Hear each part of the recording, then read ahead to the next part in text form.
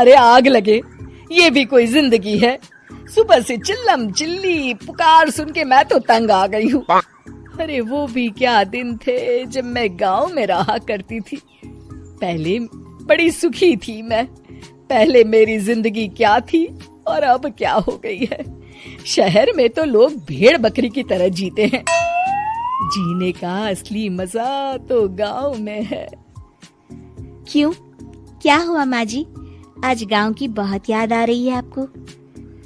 अरे हाँ बहू, शहर का जीना भी कोई जीना है।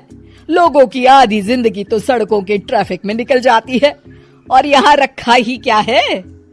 एक बात कहूँ, दिल्ली शहर अब पहले जैसा नहीं रहा। क्या माँ, जब देखो गांव के गुणगान गाती रहती हो। ठीक है, इस बार ना बच्चों के कॉलेज की छुट्टियों में हम सब गांव चलेंगे, ठीक है? हाँ, ये ठीक है। फिर कुछ दिनों के बाद सारा परिवार अपने गांव चला जाता है। अरे वाह, कितनी ताजी और साफ हवा है, कितनी शांति है यहाँ। चल बहू, अब बढ़िया सा खाना बना दे, मजे से आंगन में बैठ के खाएंगे। सुशीला गांव का माहौल देख बड़ी खुश होती है। 2 दिन के बाद गांव की कुछ औरतें सुशीला के घर आती हैं। बड़े दिनों के बाद गांव आई है सुशीला। हमें तो लगा कि तू शहर जाके गांव को भूल गई। और बतिया, तेरी बहू कैसी है? जरा मिलवा तो उससे। अरे मेरी बहू तो लाखों में एक है। बड़ी किस्मत वाली हूँ मैं, जो मुझे जानकी जैसी बहू मिली है। हमेशा मेरी सेवा में लगी रहती है और आज तक कभी पलटकर जवाब नहीं दिया उसने। सुशीला की बातें सुनकर सभी औरतें हंसने लगती है।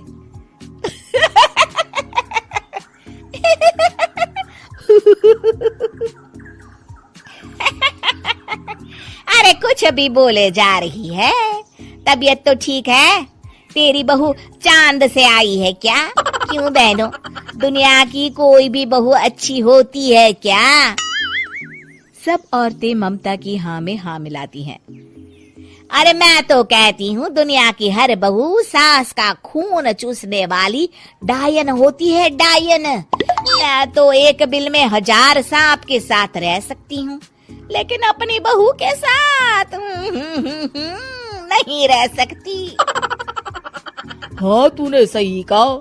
मेरी बहू तो तेरी बहू से भी 2 कदम आगे है। सब औरतों की बातें सुनकर ममता मन ही मन बड़बड़ाती है।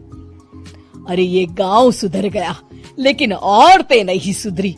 अगर थोड़ी देर और इनकी बेवकूफी भरी बातें सुनूंगी तो मैं सच में पागल हो जाऊंगी। फिर सुशीला उन औरतों को घर से दफा कर देती है और राहत की सांस लेती है। अरे बहू, जरा बाम लाके मेरे सर पर तो लगा दे। उन औरतों की फालतू बातें सुनकर मेरा सर चकरा गया है। इस गांव की औरतों का तो भगवान ही मालिक है। फिर अगले दिन सुशीला की सास उससे कहती है, अरे बहू, तू यहाँ क्या आराम फरमाने आई है? आखिर ये तेरा ससुराल है। चल चल, घर के कामों में हाथ बटा। शहर में कुछ काम धाम तो करती नहीं है। जरा अपने आप को तो देख, कितनी मोटी हो गई है। सारा दिन घर का काम करने के बाद शाम को सुशीला, हाय मेरी कमर, हाय मेरे पैरों ने तो जवाब दे दिया। आज तो मुझसे मक्खी भी न मारी जाएगी। अरे बहू, जरा आकर मेरे हाथ पैर तो दबा दे। जी माँ जी, अभी आती हूँ। तभी सुशीला की सास जानकी को रोकते हुए कहती है, अरे रुक जा बहू, एक दिन काम करके इसको इसकी नानी याद आ गई। हम लोग तो रोज इतना काम करते हैं, कोई जरूरत नहीं इसके हाथ पैर दबाने की। सुबह तक सब ठीक हो जाएगा। सुशीला अपनी सास की बातें सुनकर हैरान रह जाती है। इस तरह धीरे धीरे गांव आने के बाद सुशीला की परेशानी शुरू हो जाती है। फिर एक दिन अरे आज तो मैं कपिल शर्मा देखूंगी क्योंकि आज संडे है। सुशीला जैसे ही टीवी ऑन करती है तभी बिजली कट जाती है। अरे सत्यानाश, इस बिजली को भी अभी जाना था। इतने दिनों से मैं टीवी सीरियल देख नहीं पाई। हमारा देश इतनी तरक्की कर रहा है, अरे पता नहीं ये गांव कब सुधरेगा। अरे अब तो 2 दिनों के लिए बिजली को भूल जा, ये तो यहाँ रोज की बात है। अब इस अंधेरे में रहने की आदत डाल ले। हाँ। हे भगवान, अब क्या होगा?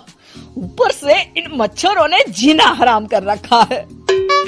दूसरी तरफ घर के काम कर करके और बिना किसी सुविधा के सुशीला तंग आ जाती है और उसे शहरी जीवन याद आने लगता है। क्यों माँ, मजा आ रहा है ना? अरे आपने ऐसी सूरत क्यों बना रखी है?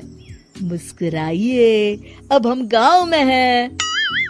मोहन के साथ जानकी भी अपनी सास की खिंचाई करती है। हाँ हाँ माँ जी, आप ही तो यहाँ की बड़ी तारीफ कर रही थी। फिर अभी तो कुछ ही दिन बीते हैं, वैसे भी अब तो आप यहीं रहने वाली है ना? अरे नहीं नहीं बहू, मैं एक दिन और यहाँ रुकी तो मर जाऊंगी। मुझे शहर ले चलो। क्या दिन थे, कितनी सुखी थी मैं वहाँ। ठीक है माँ, हम कल ही वापस शहर चले जाएंगे। इस तरह सुशीला शहर आ जाती है और फिर कभी दोबारा गांव जाने की जिद नहीं करती।